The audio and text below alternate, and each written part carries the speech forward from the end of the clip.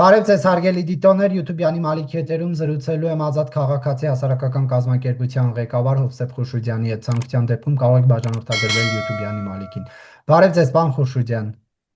Ողջույն Ալեքսանդր։ Պարոն Խուշուդյան, ընտրությունների արդյունքները ինչպես եք գնահատում, մեկնաբանում, արդյոք սպասելի էր նման ցուցանիշներ, թե ոչ։ Մոտավորապես այո, որտեղ հարցումները դա են ասում, այն որ առաջին տեղով մեծ տարբերությամբ քաղաքացիական պայմանագիրն է գնալու։ Տարօրինակ էր, որ Հայաստան դաշինքը անցավ եւ որ ուժեղ Հայաստանը այդքան շատ հավաքեց։ Իրականում ես կարծում եմ, որ այստեղ դեր են խաղացել հենց այդ բերված մարդիկ 100,000 պայմանական քաղաքացիները Ռուսաստանի Դաշնությունից, որոնք որ ավելացան իրենց ձայներին։ Մի քիչ լավ չեմ պատկերացնում այդ կես միլիոն մարդ ոնց եղավ, որ քվեարկեց կամ ոչ իր խղճի մտով, կամ էլ քվեարկեց Ռուսաստանի ծայրագավառ դառնալու օգտին Հայաստանի։ Ենթադրում եմ, որ այդտեղից մի ահագին մասը հենց Ռուսաստանից եկած մեր համակարգացիներն էին, որը որ պետք է, կարծում եմ, ապագայի համար հետևություններ արվի եւ օրենսդրական փոփոխություններ մտցվի, որպեսզի որոշակի կացության ցենզ ունենան քվեարկողները։ Այսինքն, եթե մարդ տարիներ շարունակ կտրված է եղել Հայաստանի ներքաղաքական կյանքից, չի պատկերացնում, որը որից հետո է ինչ առաջնահերթություններ կան, ինչ սպառնալիքներ կան, ինչ կարևոր հարցեր կան Հայաստանում եւ ընդհանրապես գալիս է քվեարկում ինչ-որ մեկի ուղղությամբ եւ գնում, դա չի կարող լինել արդար ընտրություն։ Պետք է, չեմ խոսում, որ դա ինչպես տեղեկացանք FSB-ի միջամտությամբ էր, շատ դեպքերում ընտրակաշառքով էր, բայց դա չի կարող իրավաչափ եւ օրինական եւ արդար համարվել, պետք է դա փոխվի օրենքը։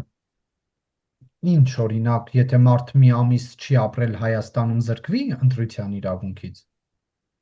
Ալեքսանդր, ես ասացի մի ամիս։ Ես հարց եմ տալիս, ասում եմ օրինակ, Ես ասեցի։ Իմաստը ո՞րն է ձեր հարցի, եթե ասի տարիներ շարունակ։ Եթե տարիներ շարունակ բացակայել է, 3, 4, 5 տարի բացակայել է։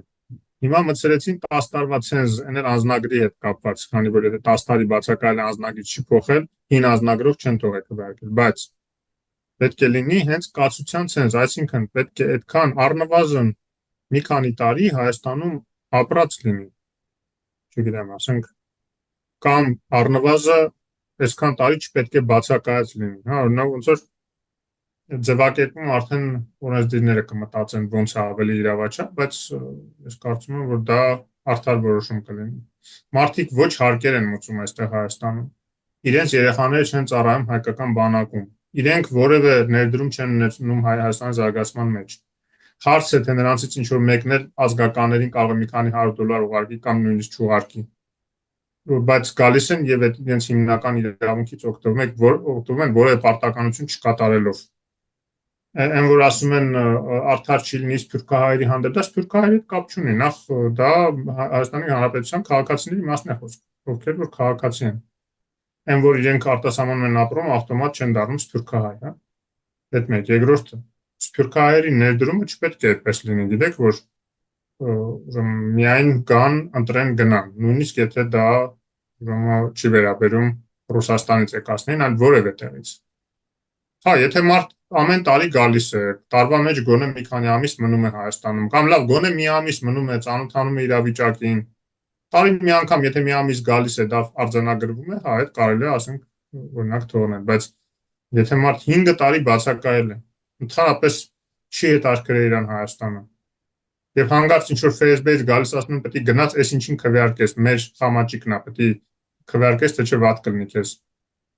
Մենք իրեն էլ ենք պաստորեն ազատում այդ ճնշումներից, եթե այդ FSB-շնիկը իմանում է, որ ինքը իրավունք չունի քվեարկել, որտեղ 5 տարի բացակայել է Հայաստանից։ Իրեն էլ օգնած կլինենք, այդ մարդիկ ճնշումների էլ չեն ենթարկվի։ Որպես պատանդ իրենց չեն պահի։ Պարոն Խուշուդյան, ես ինքս հանդիպել եմ անձանց թե Զվարթնոց օդանավակայանում, թե միտինգի հանրահավաքների ժամանակ, որ եկել էին կոնկրետ ուժերի քվեարկելու եւ հետ գնալու համար, Բայց ամեն դեպքում այդ ճնշման պահը չապացուցվեց, բացի հրապարակումները մամուլի, Հայաստանը որպես պետություն ը, կարող էր ներկայացնել փաստեր, թե ոչ, ինչու մենք բարձր մակարդակով այդ փաստերի հաստատման ականատես չեղանք։ Ոնց ես պատկերացնում, որ դա պետքա ներկայացվեր, հա, որ ասում ես փաստեր չներկայացվեցին։ Մարդը բռնաճնշման ներքո եկել է, վախեցել են իրեն, սպառնացել են, ինքը եկել է պետք է այստեղ ցուցմունք տա, ասի ինձ վերջնեն սպառնացել է։ Ինքը դա կանի մենակ մի դեպքում, եթե մնալու է այստեղ, բայց նույնիսկ այդ դեպքում կվախենա։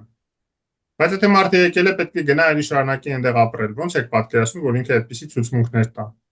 Իսկ այն որ ասում եք բացի մամուլի հրապարակումներից, հենց ամենակարևորը հենց մամուլի հրապարակումներն են։ Ամենակարևորը այն զանգերն են, որ օրինակ փաստերի ստուգման հարթակը իրականացրել էր ՖՍԲ անունից զանգել էր այդ համայնքների ղեկավարին եւ նրանք այդպես անկեղծ պատմել են։ Դրանից լավ ցուցմունք։ Հենց դա ամենալավ ցուցմունքն է։ Էլ ինչ փաստեր են պետք դրանից ավել ձեզ։ Էլ ինչ փաստեր են պետք, որ երբեք այսպիսի հոսք չի եղել ընտրությունների ժամանակ Ռուսաստանից Հայաստան։ Ինչ նշանակում 30-36 չվերթ ամեն օր, ընդ որում Ռուսաստանի այնպիսի քաղաքներից չարտերային չվերթներ, որ երբեք այդ քաղաքներից Հայաստան ինքնաթիռ չի եկել։ Որտեղ այնքան քիչ են եղել այդ քաղաքներից Հայաստան եկողները, որ գնացել են Մոսկվա, այնտեղից են եկել, կամ գնացել են, չգիտեմ, Սոչի, այնտեղով են եկել։ Բայց հիմա միանգամից ամբողջ քաղաքից, ասենք, մի քանի ռեյս բան են, ինքնաթիռ են ուղարկում։ Պարզ չի, որ ուղղորդված կազմակերպված հոսք է։ Եվ եթե մարդը պարզ գալիս ասում է, այո, եւ քվեարկում եմ նույն օրը հետ գնամ։ Պարզ չի ինչի համար է եկել նա։ Էլ ինչ է ձեզ պետք։ Տեսեք, այդ չվերթների հետ կապված ճիշտ եք, եղել են չվերթներ, բայց մենք ֆակտորում մի ուսումնասիրություն էինք արել եւ ողջել էինք, որ այս տարի նախորդ տարվա այս ժամանակահատվածի համեմատ ավելի քիչ հոսք է եղել մուտք դեպի Հայաստան։ Բանը Կոնկրետ Ռուսաստանից, թե ընդհանրապես։ ընդհանրապես։ Դե պետք է կոնկրետ Ռուսաստանից նայել, Նարեկ ջան։ Ու կոնկրետ քաղաքներից ցանկալի է։ Կրասնոյարսկից նայեք, ռեյս եղել է անցած տարի կամ միջև այդ։ Պարոն Խուրշիդյան, այնուհանդերձ իշխանությունը չկարողացավ իր ուզած շեմը հաղթահարել, սա ինչ է նշանակում, որ իշխանության նկատմամբ չկա այլևս մեծ քանակությամբ վստահություն, ճիշտ է, իրենք մեծամասնություն են, ունեն նաև երրորդ 3/5 չափ ներկայացված կլինեն խորհրդարանում, բայց 2/3 չափ չեն լինի։ Դե պետք է հաշվի առնել, որ ամեն դեպքում ինչքան շատ է իշխանությունը մնում այդ պաշտոններին, այնքան հոգնածությունը բնակության ավելանում է, դա նորմալ է։ Նույնիսկ եթե լավ են աշխատում։ Իսկ պետք է հանուն արդարության ասել, որ վերջին 5 տարիներին բավականին լուրջ աշխատանք է կատարել իշխանությունը բոլոր ոլորտներում։ Բայց երկրորդը, եթե այդ 100,000-ին հանում ենք, մոտավորապես նույն տոկոսն է ստացվում, ինչ որ նախորդ տարի, ընդ որում ոչ միայն իշխանության, այլ նաև այն ուժերին, որոնք որ ուրեմն ժողովրդավարական ուժերին, որոնք որ չհաղթարեցին 4%-ը։ Այսինքն դա արհեստական ավելացում էր մասնակցության։ Հիմա այսպիսով հնարավոր եղավ արտաքին ճնշման դեմ պայքարել, թե ոչ։ Հնարավոր եղավ այլ կերպ, կառավարության միջոցով։ Ընդ որում ես պետք է ասեմ, որ ես կարծում եմ, որ միայն հանրապետություն կուսակցությունը չէ, որ պետք է դիմեր չեղարկելու համար, այն էլ վերջին պահին զուտ վարչապետի, այսպես հորդորից հետո նույնիսկ հորդորել չէր, մի տեսակ բան էր, այսպես թասիբի գցելու պես մի բան էր, հա, որ դուք անեք, դուք դիմեք։ Ես կարծում եմ, որ իշխանություն ունենալով այդքան փաստեր, ընտրակաշառքների առնվազն, հա, այդքան քննչական հակակոռուպցիոն կոմիտեն բավականին լավ աշխատեցին, բայց այդ փաստերը պետք է ավելի շուտ դատարան տալ, լավ աշխատել, դատարանների հետ աշխատել, որ ավելի արագ ընթացակարգերով այդ դատավարությունը անցկացնեն, ընդհանրապես այդտեղ էլ գուցե ինստիտուցիոնալ փոփոխություններ պետք է արել, որ այդ կարգի գործերը ընտրություններից առաջ դատարանները պարտավոր են բոլոր մյուս գործերը մի կողմ դնել եւ դա քննել, որ արագ հասցնեն հասկանալ դա համակարգային բնույթ կրել է, թե չէ։ Դրանց ղեկավարները տանում են տվյալ կուսակցության ղեկավարներին, թե ինչպես մեկը գրել էր իմ մոտ, որ գիտեք ինչ էր գրել, իրենց թիմակիցներ, ուրեմն կալուգացու թիմակիցներ, գրում էր sense խոխորդ բանով, հա իհարկե բոլոր ընտրակաշար բաժանողները պետք է պատժվեն։ Այսինքն մեր հետ կապ չունի, էլ այդ կալուգացի Սամվելը չի այդ ամեն ինչը կազմակերպել։ Ինչ որ մարդիկ կողքից վարկ են վերցել, երևի միլիոնավոր դոլարների վարկեր են վերցրել, որ այս մարդուն մի բանով օգնեն։ Ասեն արչի ծառայություն են մատուցել խեղճ Սամվել Կարապետյանին։ Այդ հենց ցույց տալու գտնելու համար դատարանը պետք է ուսումնասիրել, հասկանալ ուր են տանում այդ շղթաները եւ ապացուցելուց հետո, որ դա տանում է դեպի կուսակցության ղեկավար մարմին, իդեպ մենք տեսանք բավականին շատ թվով տեխնացուներ պատգամավորական ուրեմն հետապնդման տակ ընկան հենց այդ կարգի մախինացիաներում ներգրաված լինելու պատճառով։ Եթե դա լիներ, այո, դատարանը կարող էր ասել, հաստատել, որ դա համակարգային բնույթ ունի եւ կենտրոնական ընտրական հանձնաժողովը արդեն այդ հիմքով չեղարկեր ընդհանրապես իրենց գրանցումը որպես նախընտրական պայքարի մասնակից։ Դա պետք է արվեր։ Մյուս տարի այդ մյուս անգամ նկատի ունեմ ընտրություններին, պետք է այդ ամեն ինչը հաշվի առնվի եւ այդ բոլոր ծակերը, լազերկաները, այսպես սողանցքները վերացվի։ Պարոն Խուշուդյան, որոշ քաղաքական ուժեր հաշտ չեն ընտրության արդյունքների հետ, օրինակ Հայաստան Դաշինքի ղեկավար Ռոբերտ Քոչարյանը իր ընտրողներին շնորհակալություն հայտնելու ուղերձում նաև նշել է, որ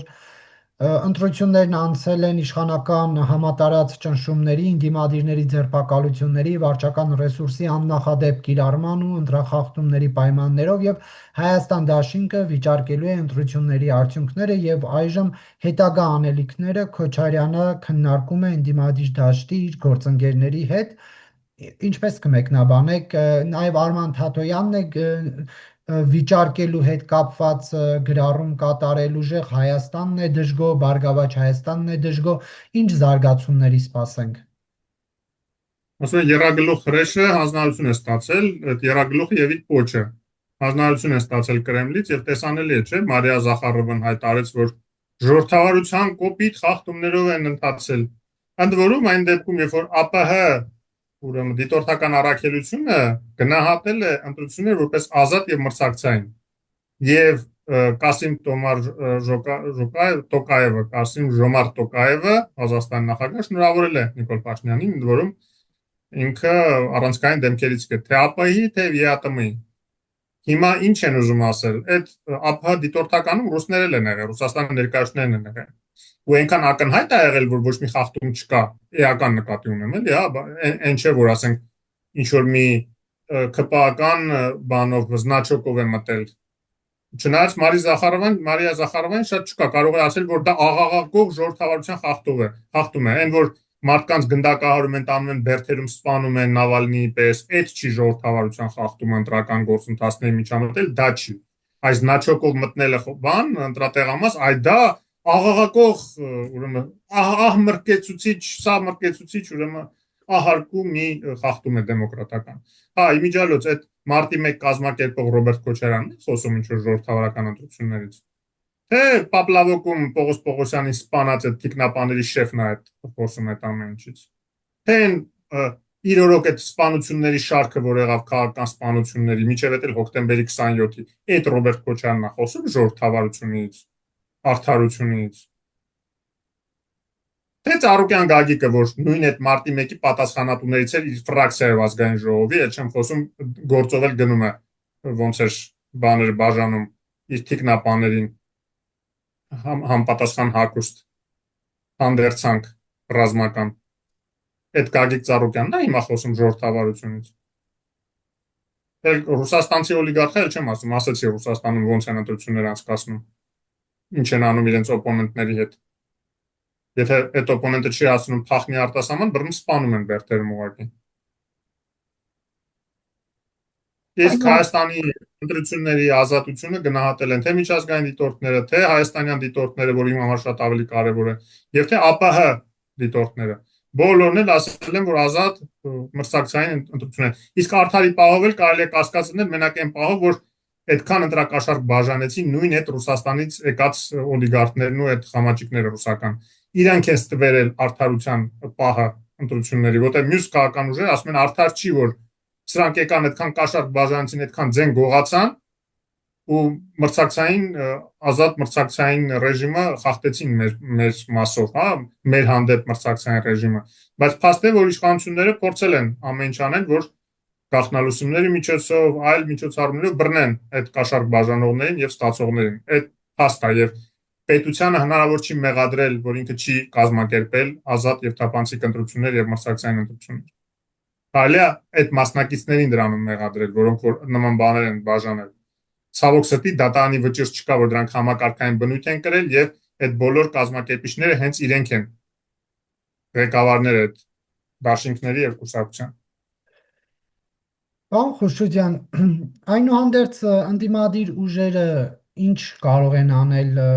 սահմանադրական դատարան կարող են դիմել, բողոքի ակցիաներ կարող են կազմակերպել, ինչ զարգացումների սպասենք ներքաղաքական։ Նախ կազմակերպելով չէ, պետք է մարդիկ դուրս գան, չէ, փողոց, որ ինչ-որ բան մեկը կազմակերպում է, իսկ մարդիկ դուրս են գալիս փողոց, եթե տեսնում են, որ խախտումներ են եղել, եթե տեսնում են կեղծվել են ընտրությունները, վրդովում են, դուրս են գալիս փողոց, ոնց որ եղել է իրենց օրոք։ Այդ այսօրվա այդ երրագլուխ հրեշը, երբ որ իշխանություն էր Հայաստանում, իրենց օրոք այտենց ա եղել։ Մենք բոլորս միշտ դուրս ենք եկել, ոտքի ենք կանգնել, որ բողոքենք իրանց կեղծարարության դեմ,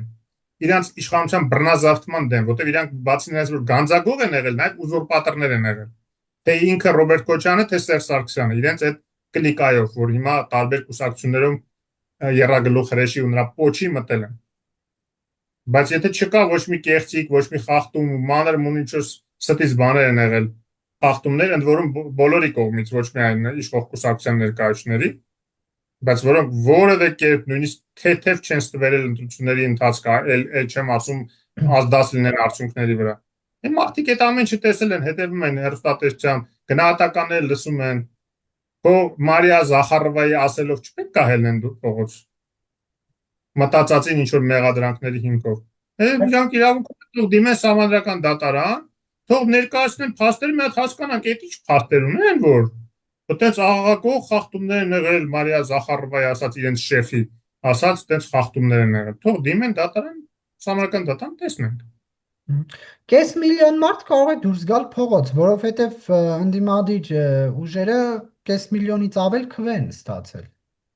Նարեկ ջան, այնպես չի, որ այդ կես միլիոն մարդ իրենց գերին են։ Այդ կես միլիոն մարդն էլ նույնիսկ եթե իրենց ձեն են տվել, մի մասը կաշառքով, մի մասը ինչ որ համոզմունքով կամ ինչ որ այլ պատճառներով,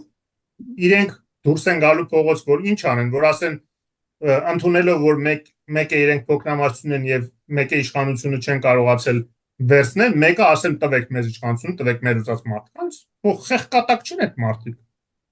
Մարդիկ մուք չադեկվատ են, դու կարծում եմ, որ մեր հայ ժողովրդին նույնիսկ նրա այն հատվածը, որ կարող է այդքան հասուն չգտնվեց, որ դրանց ձեն չտա, բայց համենայն դեպս ադեկվատության տեսակետից, որ գիտեն, որ չի կեղծվել ընտրությունը եւ հիմա այդքան են ստացել այդ մարդիկ, որ զորով չի լինի գնալ, չէ, ես իրան եմ ընտրել, ուրեմն ինքը պետք է դառնա վարչապետ։ Է լավ, էլի։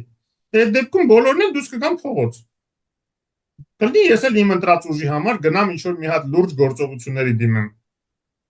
Ծայրահեղական ինչ որ քայլերի դիմեմ, այն ուժը, որին ես ընտրել եմ, չի հաղթարել նույնիսկ 4%-ը։ Հետո ես էլ ասեմ, չէ, կապ չունի։ Հետո ինչ չի հաղթարել։ Ես ուզում եմ, որ ինքը անցնի։ Վերջացավ։ Հելնում եմ հեսա մի հատ փողոցները փակեմ։ Չէ, իրենք խնդիր են ձևակերպում, իրենք գժանոց չի, սա պետությունն է, գժանոց չի։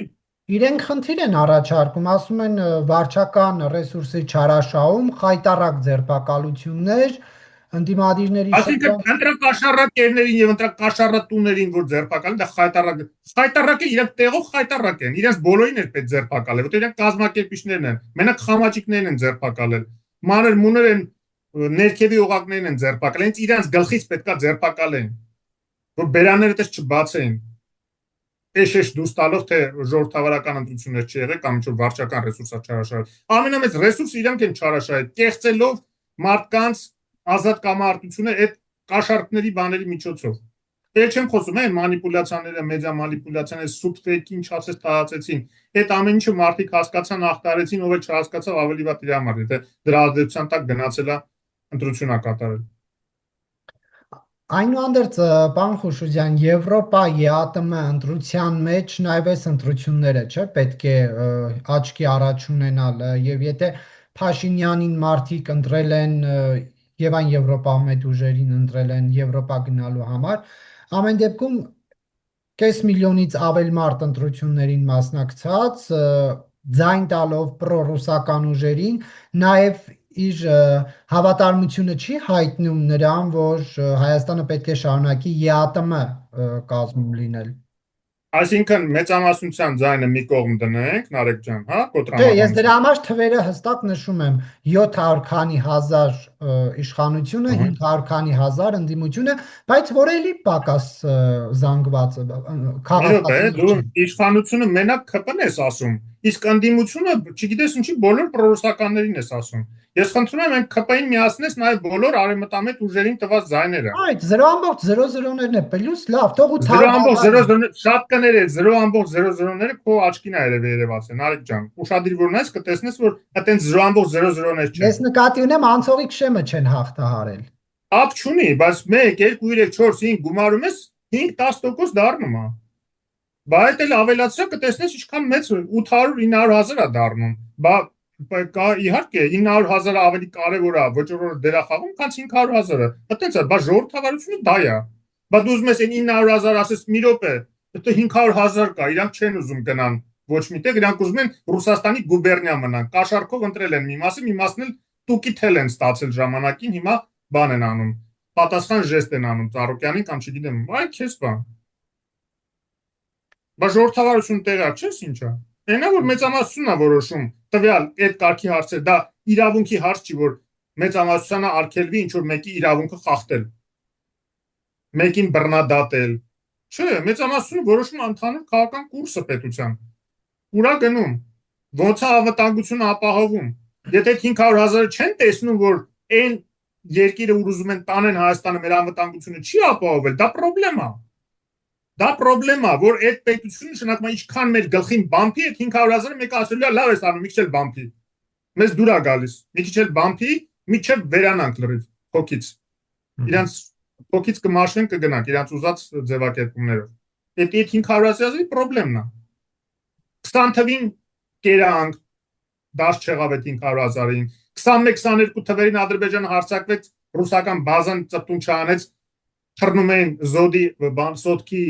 դիրքերից իրենց մի օր առաջ, որ ադրբեջանցիները գանատեղ նստեն գրավեն։ Էլի ձեն չհանեց Ռուսաստանը, միջամտեց ավելի շատ Ադրբեջանի օգտին։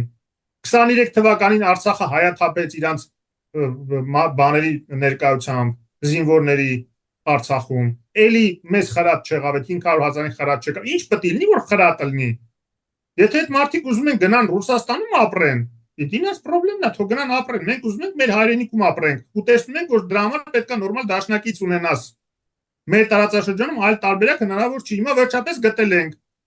Եռամություն կա, Միացյալ Նահանգներ կա, Ֆրանսիան զենքամատակարարում, Միացյալ Նահանգները անվտանգությունը ապահովում իր ճնշումներով։ Ստիպում է, որ Ադրբեջանը ստորագրի խաղաղության պայմանագիր, չուզելով ընդ որում։ Հա, հարցեր է լուծվում վերջապես։ Ինչա՞ թե Ռուսաստանը քիթը մի քիչ հեռացրել է մեր գործերից։ Հիմա անպայման զորով ուզում եք բերեք էլի այդ քիթը խոթեք, որ ամեն ինչ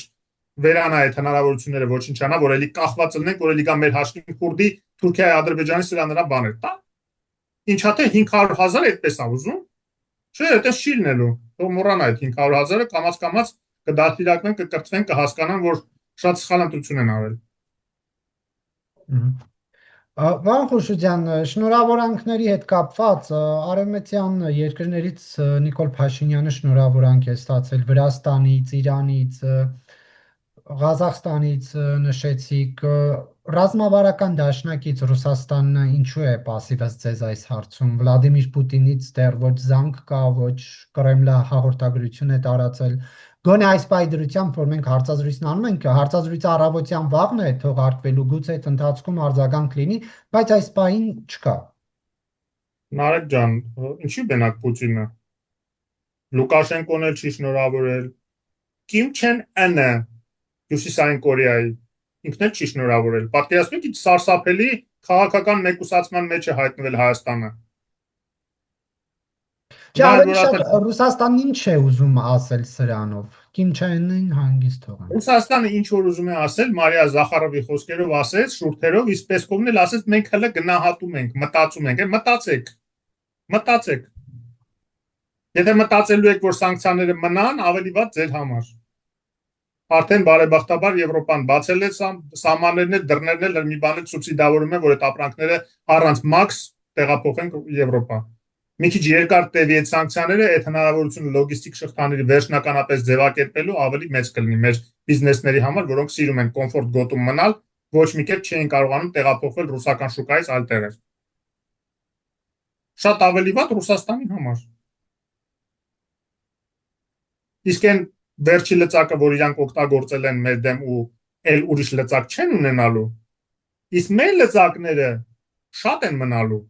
Հերթով այդ լծակները կկիրառենք ռուսական սահմանապահներին ճամփու դնելուց, ռուսական ռազմաբազայով վերջացրած։ Էլ չեմ ասում, որ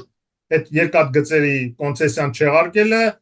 Հայրուց Գազարդի ապօրինի պայմանագիրը չեղարկելը, որ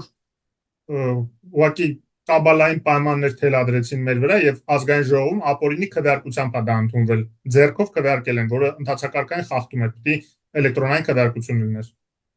Այդ ամեն ինչը հոգա, մտնում ենք Սամարական դատարան, հանգիստ չեղարկում ենք։ Եվ սիրուն դուրս ենք շպրտում իրենց շահերը, իրենց հանքերի նաեւ, այն հանքերը, որ հիմա սանկցիաների տակ են ընկնում, ինչա թե իրանք են տիրապետում։ Դա պետքա ձեռներից վերցվի, այն որ 15-20%-ով կառավարությունը վերցնում էր փայաբաժինները, դա շատ քիչ է։ Ամբողջությամբ պետքա չեղարկվի։ Գույք պարտքի դիմացը պետքա չեղարկվի եւ այդ գույքը պետքա վերադարձվի հանրապետությանը, որովհետեւ այդ գույք պարտքի դիմացում սևով սպիտակի վրա գրած է, որ իրանք ներդրումներ պիտի անեն Մարս գործարանում, Մերգելյան ինստիտուտում, ոչ թե պետքա վերցնեն տարածքով վարձող տային միջի ապրանքներ լոմի տակ Լավ, ծախեն։ Պանկուշուջան, արեք թաղ թեմաներից խոսենք։ Ռուսաստանը ինչի է սպասում, հա, մինչև 14-ը վերջնական արդյունքները լինի, դրան է սպասում, թե ինչ որ պլան է մշակվում, դրա իրագործմանն են սպասում։ Ուրեմն եթե ինքը պլան է մշակում, որով պետք է ինչ որ փորձի խժդժություններ կազմակերպի Հայաստանում չեղած տեղը, ազատ արդար ընտրությունների, թափանցիկ ընտրությունները, պետք է հոժարը լինեն, որ գրանցումը չեղարկեցին իրենց խամաճիկների։ Եթե ինքը այդ ամեն ինչից հետո ինչ որ արհեստական բաներ է ստող ուզում կազմակերպի, իր գործիքները այստեղի պետքա հասկանան, որ իրենք թուրն են գնալու։ Եթե իրենք պատրաստ են, թող փորձեն իրենց բախտը։ Ինչ կարող է անել Ռուսաստանը։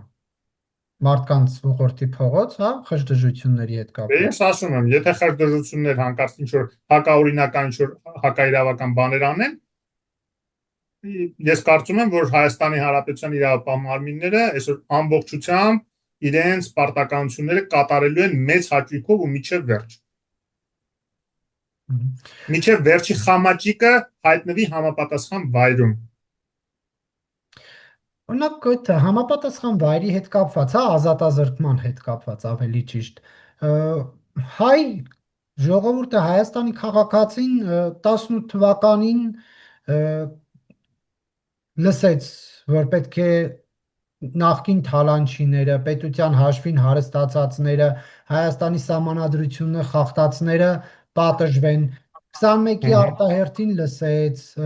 26-ի հերթականին լսեց, ինչքան կարելի այդ խոստումները տալ մարդկանց։